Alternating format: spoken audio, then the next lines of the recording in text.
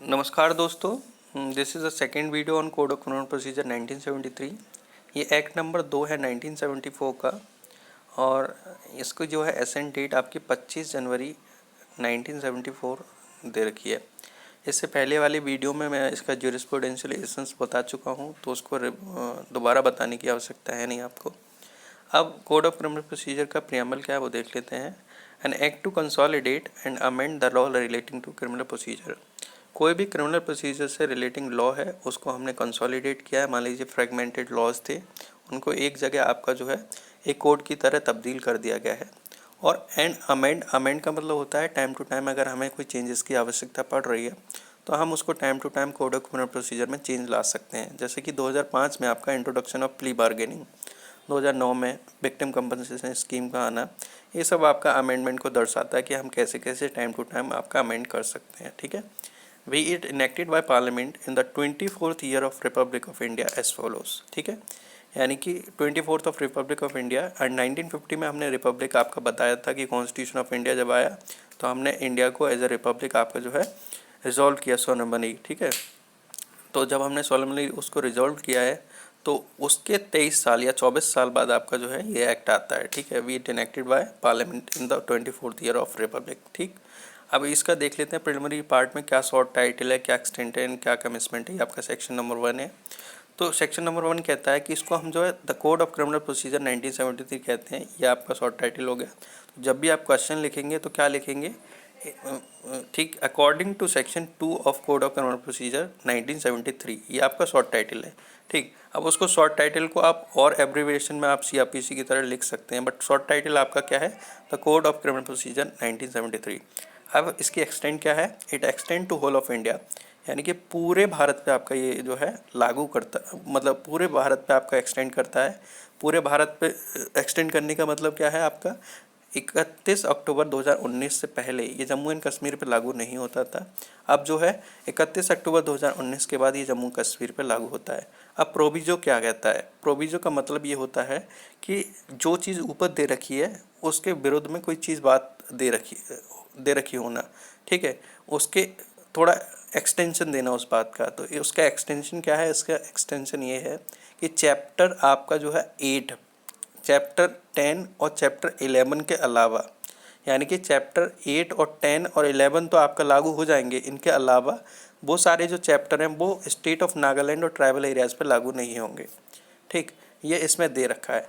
अब state of Nagaland और tribal areas पे क्यों लागू नहीं होंगे, क्यों स्पेशल स्टेटस दे रखा है, तो वो उसका आपका रीजनिंग हिस्टोरिकल रीजनिंग है, उसमें हम नहीं जाएंगे। ठीक है, अब स्टेट ऑफ नागालैंड और ट्राइबल एरियाज़ को एक चीज़ और बता रखी है, प्रोवाइडेड फर्दर, कि अगर वो चाहे कंसर्न स्टेट गवर्नमेंट तो उसको लागू कर सकते हैं विद द नोटिफिकेशन। ठीक है, ऑफिशियल गैजेट में आप नोटिफिकेशन लगाएंगे, निकालेंगे तो आप उसको लागू कर सकते हैं। ठीक है, अब इसमें ये दे रखा है ट्राइबल एरियाज़ की मीनिंग क्या होती है। तो ट्राइबल एरियाज़ वो मीनिंग होती है जो 21 जनवरी 1972 से पहले असम में आपका इंक्लूड किए गए थे।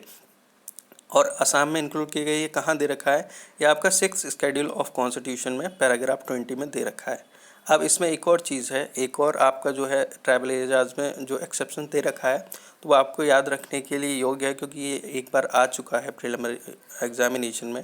तो इसमें म्यूनिसिपैलिटी ऑफ शिलोंग को आपका जो है इंक्लूड नहीं किया गया है। इसके बाद आपका इसकी कमेंट वो देख लेते हैं, इन्फोर्समेंट डेट क्या है। इसकी इन्फोर्समेंट डेट जो है आपकी 1 अप्रैल 1974 है। अब इसकी डेफिनेशन पार्ट पे चले जाते हैं, सेक्शन 2 पे अब डायरेक्ट हम। तो in this code unless the context otherwise requires, इस कोड में जब तक कि कंटेक्स्ट अदरवाइज रिक्वायर्स, संदर्भ में कोई और चीज़ नहीं दे रखी है। जैसे मान लीजिए कोई संदर्भ में बात हो रही है विक्टिम से रिलेटेड, विक्टिम से रिलेटेड अगर कोई बात हो रही है और संदर्भ में विक्टिम का मतलब कुछ और बता रखा है तो अलग बात है। अगर नहीं बता रखा है तो विक्टिम का मीनिंग वो होगा जो सेक्शन 2 में डिफाइंड है।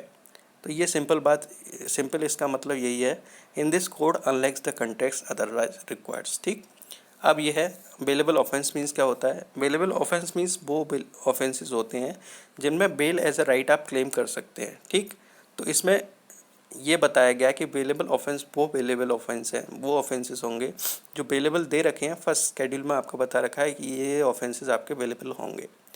और इसमें जो है 2A में एक बार और ध्यान रखने योग्य है कि बेलेबल सिर्फ CRPC में नहीं बता रखा है, किसी भी अदर लॉ में अगर बेलेबल बता रखा है तो वो भी बेलेबल ऑफेंस की कैटेगरीज में आपके आ जाएंगे। उसके बाद नॉन वेलेबल ऑफेंस क्या होता है? नॉन वेलेबल ऑफेंस मतलब होता है कि जो दूसरे ऑफेंस होते हैं। तो आपसे अगर पूछे दूसरे ऑफेंस मतलब जो अवेलेबल नहीं है वो आपके नॉन अवेलेबल ऑफेंस हो जाएंगे। अब अगर आपसे पूछे कोई कि अवेलेबल और नॉन अवेलेबल कहाँ डिफाइंड है, तो दोनों ही 2A में डिफाइंड है आपके, ठीक है। चार्ज आपका क्या होता है? Charge include any head of charge when the charge contains more heads than one, ठीक है। अगर मान लीजिए जैसे मान लीजिए आप पे 2 चार्जेस लगे हैं, 302 का चार्ज लगा है मर्डर का और 378 का चार्ज लगा है आपका मान लो थेफ्ट का, यानी कि आपको चोरी का चार्ज लगा है। तो चोरी का चार्ज अपने आप में एक अलग चार्ज है, 302 का चार्ज अपने आप में एक अलग चार्ज है। तो इसका मतलब यही है कि charge includes any head of charge, कोई भी एक हेड, ठीक है। अगर मान लो एक से ज़्यादा चार्ज लगे हैं तब, वैसे चार्ज इसमें डिफाइंड नहीं है, ये चार्ज इंक्लूड्स बताया कि क्या इंक्लूड करता है। चार्ज का मतलब क्या होता है? कोई भी प्रेसी फॉर्मुलेशन ऑफ ऑफेंस कि भैया आपने ये कमिट किया है, कोई भी प्रेसी फॉर्मुलेशन होता है या आपने ये पर्टिकुलर ऑफेंस कमिट किया गया है, इसका प्रेसी फॉर्मुलेशन क्या है? प्रिसाइज में आपने लिख दिया 378 यानी कि चोरी कर दी, ठीक। तो ये आपका प्रेसी फॉर्मुलेशन होता है किसी भी ऑफेंस, कमीशन ऑफ ऑफेंस का, ठीक है। अब आपका चार्ज समझ में आ गया आपको कॉग्निजेबल ऑफेंस क्या होते हैं। कॉग्निजेबल ऑफेंस जो कि फर्स्ट शेड्यूल में ऑफेंस दे रखे हैं वो कॉग्निजेबल ऑफेंस होते हैं। कॉग्निजेबल ऑफेंस में आपका जो है पुलिस ऑफिसर्स को वारंट लेने की आवश्यकता नहीं होती है, वो बिना वारंट ही आपको अरेस्ट कर सकते हैं, ठीक। ये आपका 2C में डिफाइंड है। अब उसके बाद कंप्लेंट आपका 2D में डिफाइंड है। कंप्लेंट क्या होता है? कोई भी ऐसा एलिगेशन, कोई भी आपने आरोप लगाया, चाहे वो लिखित रूप में है मौखिक रूप में है, आप मजिस्ट्रेट साहब के सामने गए, मजिस्ट्रेट साहब इस पर एक्शन लीजिए, मजिस्ट्रेट साहब जो है एक्शन लेंगे, ठीक है। तो आप जो कह रहे हैं, जो एलिगेशन लगा रहे हैं, जो रिपोर्ट जो ले गए हैं चीज़ बना के या जो बता रहे हैं आप, वो क्या है? वो कंप्लेंट है। मजिस्ट्रेट साहब इस पर एक्शन लीजिए आप, ठीक है, ये मैटर है, ऐसे ऐसे करके इसने मेरे साथ ये किया है, ठीक है। कोई क्राइम अगर आपके खिलाफ कमिट हुआ है, चाहे वो पर्सन नोन है या अननोन है, ठीक है, आप किसी के खिलाफ भी आप जो है कंप्लेंट कर सकते हैं, ठीक। जब आप कंप्लेंट करने जाते हैं तो क्या उसमें पुलिस रिपोर्ट भी इंक्लूड होती है, ये क्वेश्चन आएगा। तो उसमें पुलिस रिपोर्ट आपका इंक्लूड नहीं होती। अब पुलिस रिपोर्ट, हर एक पुलिस रिपोर्ट उसमें इंक्लूड होगी या नहीं होगी वो भी देखने योग्य बात है। मान लीजिए पुलिस रिपोर्ट आफ्टर इन्वेस्टिगेशन ये आपका फाइंड आउट करती है कि उसमें जो है ऑफेंस जो हुआ था वो नॉन कॉग्निजेबल नेचर का था, ठीक है, वो नॉन कॉग्निजेबल ऑफेंस था। तो उस पुलिस रिपोर्ट को एज ए कंप्लेंट ट्रीट किया जाएगा और उस प्रोसीडिंग को as a complaint proceeding treat किया जाएगा, ठीक। फॉर एग्जांपल मान लीजिए आप गए पुलिस के पास 154 में गए, 154 मतलब FIR करने गए, FIR किया, आपने फर्स्ट इन्फॉर्मेशन रिपोर्ट दी।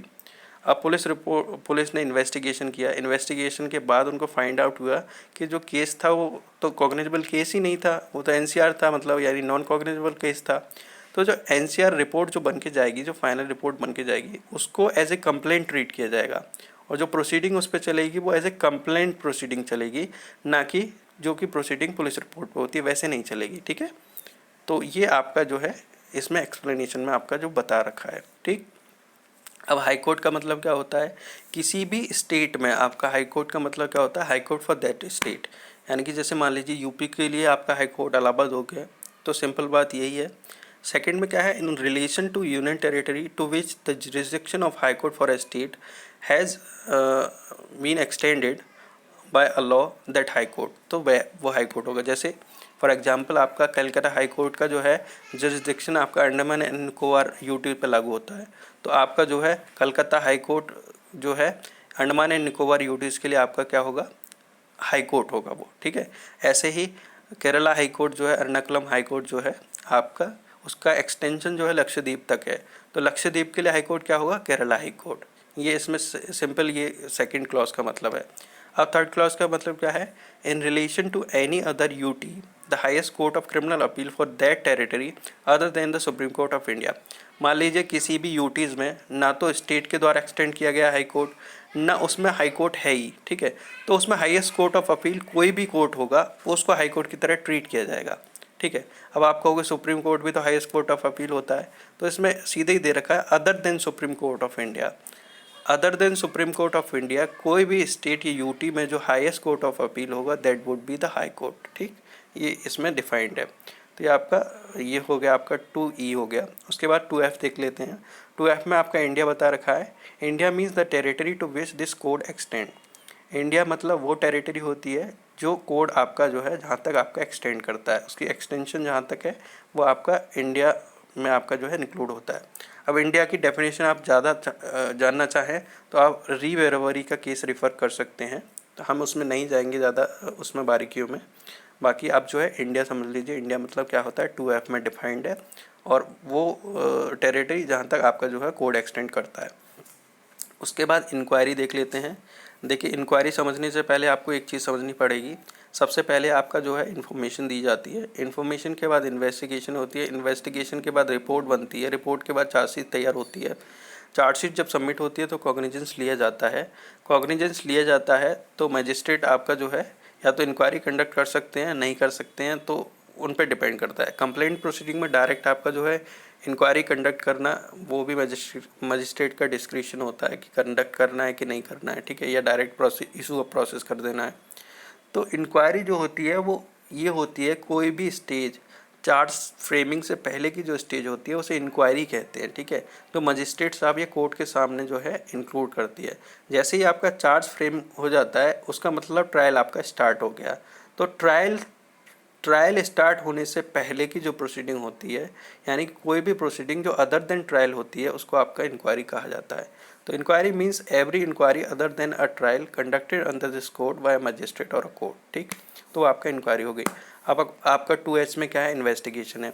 इन्वेस्टिगेशन का मतलब क्या होता है, इन्वेस्टिगेशन का उद्देश्य होता है, investigation means all the proceeding under this code for the collection of evidence conducted by police officer or by any other person other than a magistrate who is authorized by a magistrate in this behalf, ठीक है।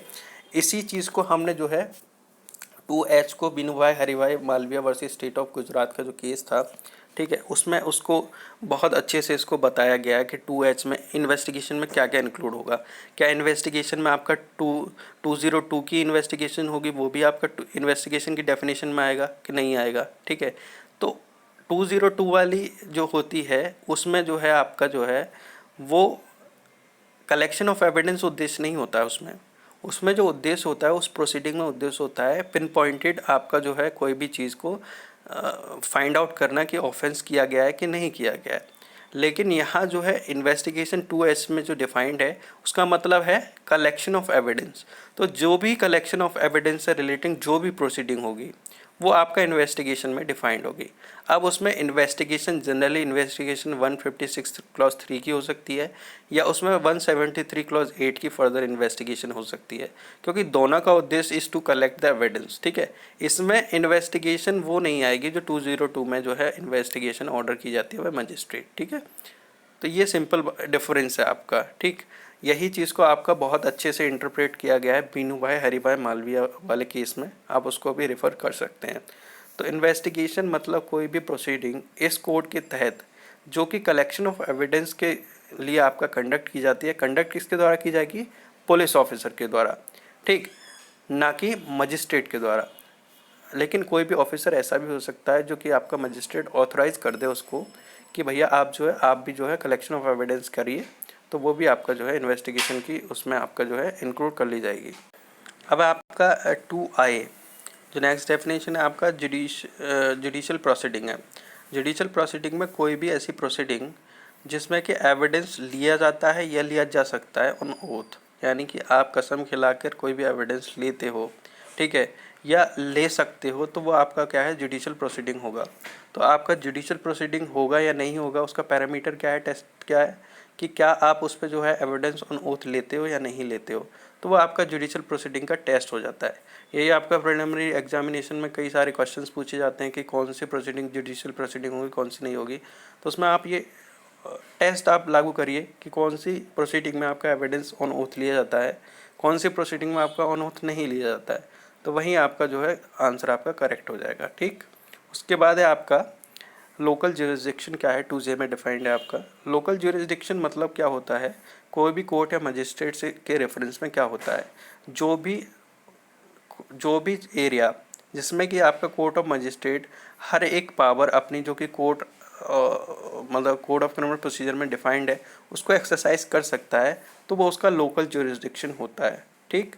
या फिर state government notify करे कि भैया ये फलाना area भी आपके जो है लोकल ज्यूरिसडिक्शन में आएगा आपसे, तो वो भी आपका लोकल जुरिसडिक्शन हो जाएगा। ठीक, उसके बाद मेट्रोपॉलिटन एरिया जो कि आपका 2K में डिफाइंड है।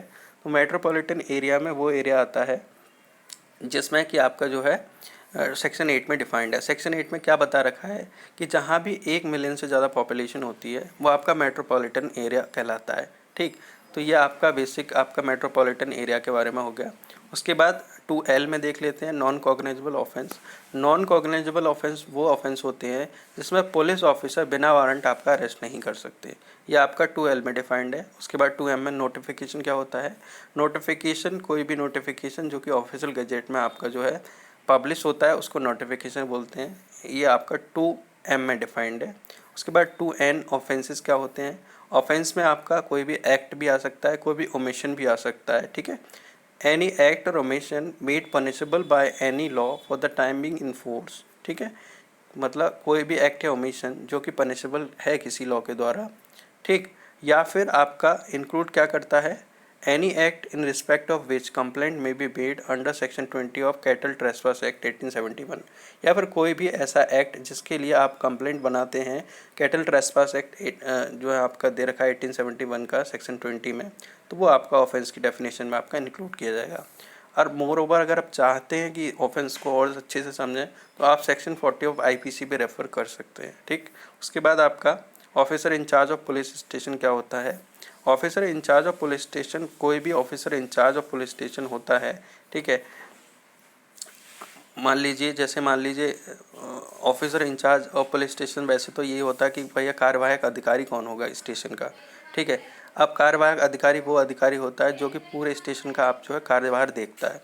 अब मान लीजिए वो एब्सेंट है तो कौन होगा, तो कोई भी ऐसा आपका पर्सन, ठीक है, जो कि क्या कहते हैं कोई भी ऐसा पुलिस ऑफिसर जो स्टेशन हाउस पर प्रेजेंट है, ठीक, जो उससे निचली रैंक का है। ठीक है, तो वो आपका अगर कार्यवाहक अधिकारी के रूप में काम संभालता है तो उसको हम officer in charge of police station मान सकते हैं।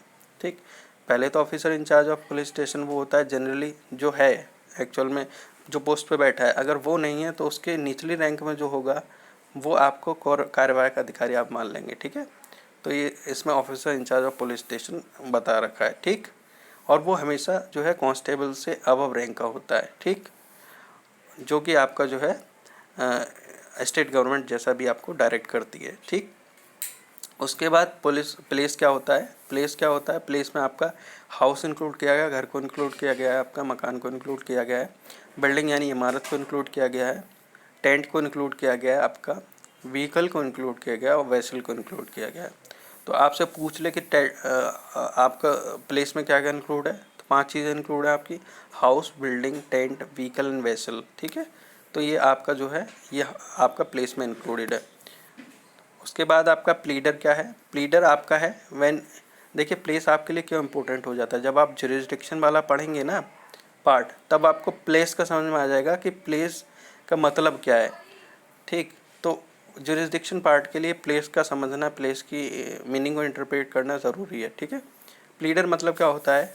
प्लीडर मतलब होता है when used with reference to any proceeding. मान लीजिए किसी प्रोसीडिंग के रेफरेंस में हम प्लीडर यूज़ कर रहे हैं तो मतलब क्या होता है कि कोई भी व्यक्ति जो कि ऑथराइज किया गया है, ठीक, कि वो जो है कोर्ट में प्रैक्टिस कर सकता है तो वो उसको हम प्लीडर मानेंगे। ठीक, उसमें कोई भी व्यक्ति वो भी इंक्लूड हो सकता है जो कि परमिशन ऑफ कोर्ट के द्वारा कंडक्ट करने के लिए आपका जो है प्रैक्टिस करने के लिए आपका जो है प्रोसीडिंग कंडक्ट करने के लिए आपका अनुमति मिल गई है किसी भी कोर्ट के द्वारा, तो वो भी आपका जो है प्लीडर में इंक्लूड किया जाएगा। उसके बाद पुलिस रिपोर्ट क्या होती है। पुलिस रिपोर्ट जनरली कोई भी पुलिस रिपोर्ट जो फॉरवर्ड की जाती है 173 क्लॉज 2 में मजिस्ट्रेट के लिए आप फॉरवर्ड करते हैं तो वो आपका पुलिस रिपोर्ट आपका जो है बताई गई है कि पुलिस ऑफिसर जो भी रिपोर्ट फॉरवर्ड करते हैं 173 क्लॉज 2 में वो आपका पुलिस रिपोर्ट है। उसके बाद पुलिस स्टेशन क्या है आपका 2S में डिफाइंड है।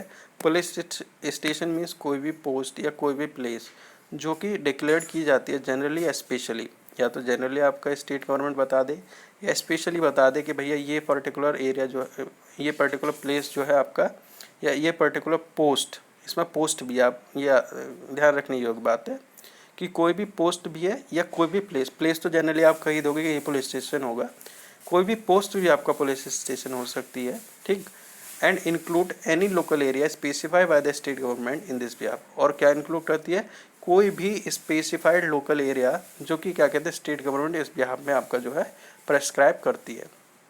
अब प्रेस्क्राइब मतलब क्या होता है, प्रेस्क्राइब मतलब होता है prescribe by rule under this code.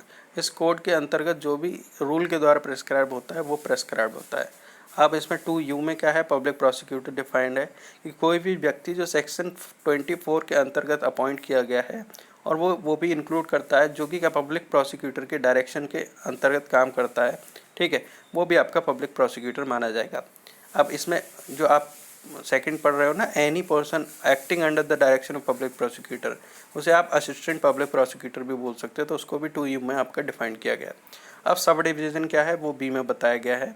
Sub division मतलब होता है sub division of a district, यानी कि जो तहसील होती है वो आपका जो है जिला की जो सब डिवीज़न होती है, तहसील होती है, उसको सब डिवीज़न बताया गया है। आपका समन केस क्या होता है, समन केस होता है कोई भी ऑफेंस जो कि क्या कहते हैं वारंट केस नहीं है। अब वारंट केस क्या होता है, वो आपका 2X में डिफाइंड है। तो उससे पहले हम विक्टिम की डेफिनेशन देख लेते हैं। विक्टिम मतलब कोई भी व्यक्ति जो कि उसको कोई लॉस सफ़र हुआ है, कोई भी इंजरी सफ़र हुई है, ठीक है, किसी के एक्ट के द्वारा, किसी के ओमिशन के द्वारा, ठीक, और किसी के एक्ट के द्वारा या ओमिशन के द्वारा, तो वो कौन होगा, वो एक्यूज़ होगा, और एक्यूज़ को इसके लिए चार्ज किया गया है, ठीक है। And expression victim also include his और हर लीगल गार्जियन, ठीक है, उनके गार्जियन को भी इंक्लूड किया गया है, ठीक, या उनके लीगल आयर हैं वो भी आपका जो है विक्टिम की डेफिनेशन में आपका इंक्लूड किए गए हैं। तो विक्टिम से आपका 2-3 क्वेश्चन बन जाते हैं। पहला क्वेश्चन ये बनता है कि विक्टिम आपका जो है किस अमेंडमेंट के बाद आया। तो विक्टिम का जो डेफिनेशन है वो आपका 2009 के अमेंडमेंट के बाद आया, एक्ट नंबर 5 ऑफ 2009, ठीक है। इसकी जो डेट है वो है आपकी 31 दिसंबर 2009। अब आपसे नेक्स्ट चीज़ ये पूछ लेता है कि विक्टिम में क्या लीगल आयर और आपका लीगल गार्जियन भी इंक्लूडेड है, तो कि हाँ वो भी इंक्लूडेड है, ठीक। उसके बाद आपका वारंट केस देख लेते हैं। वारंट केस वो केस होते हैं जो कि क्या कहते हैं आपका डेथ, इम्प्रिजनमेंट ऑफ लाइफ और imprisonment of any term exceeding 2 year तक इंक्लूड करते हैं, वो आपके वारंट केस है। यानी सिंपल बात ये समझ लीजिए, 2 साल से ज़्यादा के जो भी ऑफेंसेस होंगे, मतलब जिनका पनिशमेंट 2 साल से ज़्यादा होगा, तो वो आपका वारंट केस में आएंगे। लेकिन वारंट केस को हम समन केस की तरह भी ट्रीट कर सकते हैं, ठीक है, या फिर समन केस को वारंट केस की तरह ट्रीट कर सकते हैं, वो आपका डिपेंड करता है। देखिए समन केस को वारंट केस की तरह कब ट्रीट करते हैं वो भी आपको बता रखा है, और वारंट केस को समन केस की तरह ट्रीट कब करते हैं वो भी आपको बता रखा है कि किन केस वारंट केसेस में समन भी आपका इशू हो सकता है। वो आपका 204 आपका जब बी पढ़ेंगे ना 1B, तब उसमें आपको समझ में आ जाएगा। उसके बाद आपका वर्ड ये देख लेते हैं वाई क्या है। Words and expression used herein and not defined but defined in the IPC 45 of 1860 have the meaning respectively assigned to them in that code, ठीक है। Word and expression herein and not defined, ठीक है। मान लो कोई भी word and expression जो इस code में डिफाइंड नहीं है बट वो चीज़ आईपीसी में डिफाइंड है, तो ये मान लिया जाएगा उनकी मीनिंग वैसी है जैसी इस कोड में डिफाइंड है। मान लीजिए आईपीसी में कोई चीज़ डिफाइंड है, ऑफेंस डिफाइंड है, और इस कोड में ऑफेंस ढंग से डिफाइंड नहीं है, तो ये मान लिया जाएगा कि जो आईपीसी में ऑफेंस डिफाइंड है वही सीआरपीसी में ऑफेंस का मतलब है। इसलिए मैंने बोला कि जब आप ऑफेंस की डेफिनेशन जब आप पढ़ रहे होगे तो उसको आप जो है सेक्शन 40 ऑफ आईपीसी से भी रेफ़र कर सकते हैं।